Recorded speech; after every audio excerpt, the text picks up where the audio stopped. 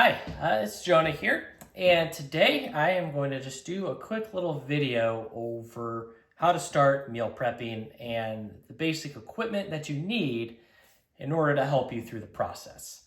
The reason why I want to do this video is because, a lot of people that I talk to that tried meal prep, they always say they start, but it just gets a little too overwhelming, gets a little too hard for them, which is understandable, especially if you're not, familiar with cooking. If you don't have the right tools, it will make the process so much harder.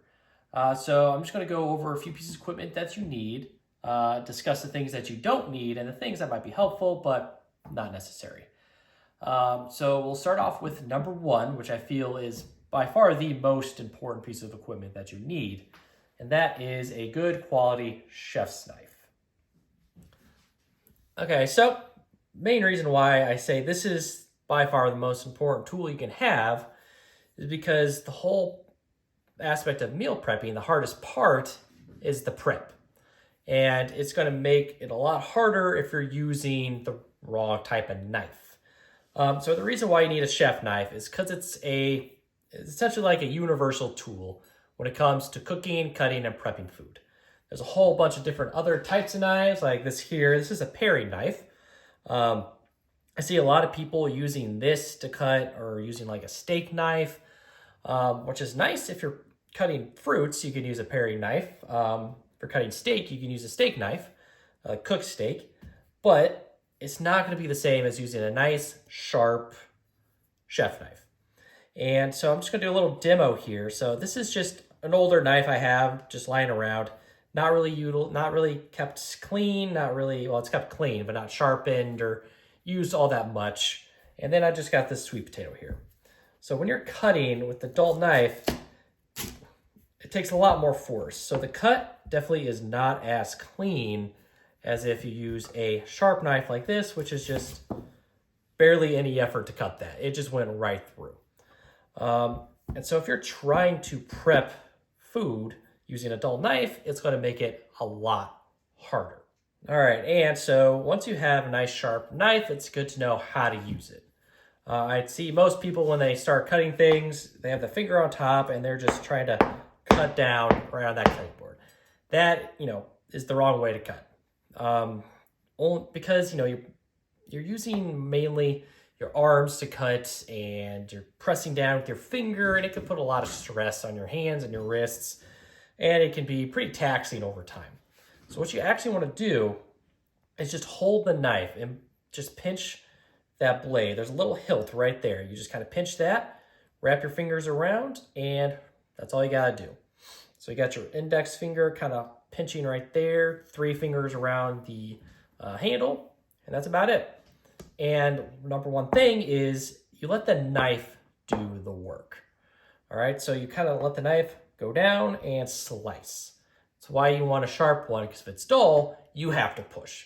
But just like throwing a punch, all right, you're not just throwing your fist into that punch, all right? You're using your hips to let you put more power into that punch, just like a knife, all right? You're not forcing that through the food or whatever you're cutting. The knife is doing the job. All right, so on to the next thing. The next tool that you'll need, as I was already using, is a good cutting board. I would say have one. I like this because it has the little rubber tips around the edge. Keeps it from sliding around and moving all over the place. But if you don't have that, a good tip is just to get a damp piece of paper towel and just put that on the countertop and put the cutting board on top of that. It'll keep it from sliding around as much.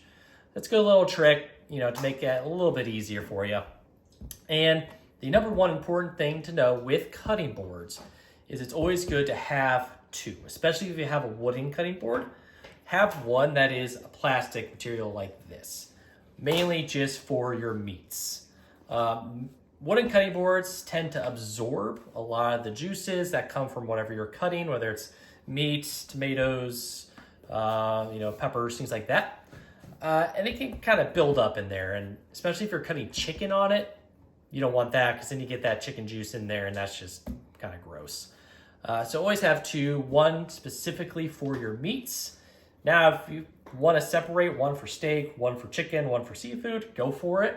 That's what I do, but I'm just a little paranoid when it comes to food safety and all that stuff. But, you know, just have 2 good cutting boards, one wooden one that you have just for produce, another one for your meats, preferably like a plastic material like this. Also, it's a lot easier to clean all that gunk off as well. All right, so these 2 things here, this is just an Instapot. This is an air fryer. Now, I do like these pieces of equipment. They are nice. They are pretty easy to use. They can make some good recipes. That being said, you do not need any of these things. All you need is an oven. I mean, you can even get away with just using a microwave too, honestly. These are great if you're trying to make, you know, a big pot of something like in the air fryer. You know, trying to, it advertises as instant, but in all honesty, you have to wait for the pressure to rise up. You have to wait for, you know, it to actually cook everything thoroughly, release pressure. In the long run, it's really not that instant, and it takes about just as long as just cooking in the oven anyways. So that's why I don't really use mine all that much. It is nice from time to time, but in reality, it's really not that instant. Air fryer, that's great. That being said, all this is just a smaller version of a convection oven. So if you have a convection oven, and the way you can tell if you have one or not, if you look in your oven and there's a big fan in the back, like a big motorized fan, that's a convection oven. So this is kind of pointless if you already have that. It's just a smaller version of that. This has its limits, honestly. It's great if you want to cook veggies in a pinch or some potatoes or something like that.